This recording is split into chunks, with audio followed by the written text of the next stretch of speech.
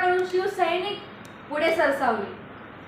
तर लोकसभा निवडणुकीनंतर सर्वच पक्ष विधानसभा निवडणुकीच्या तयारीला लागले आहेत। कोपरी पाच पाखाडी या ठिकाणाहून मुख्यमंत्री एकनाथ शिंदे यांच्या विरोधात रणशिंगण फुगले जात आहे। शिंदे यांना आव्हान देण्यासाठी ठाकरे गटाकडून शिवसैनिक पुढे सरसावले। कोपरी पाच पाखाडी विधानसभा मतदारसंघातून ठाकरे गटातून प्रदीप अभिमन्यू शेंडगे यांचे नाव चर्चेत आले आहे।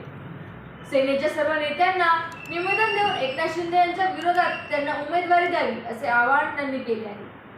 प्रदीप शेंडगे ठाकरे गटाचे ठाणे उपशहर प्रमुख या पदावर कार्यरत आहेत। ठाकरे गटाचे खासदार संजय राऊत यांना विधानसभा निवडणुकी संदर्भातील निवेदन देण्यासाठी भेटीसाठी त्यांच्या निवासस्थानी आले आहेत।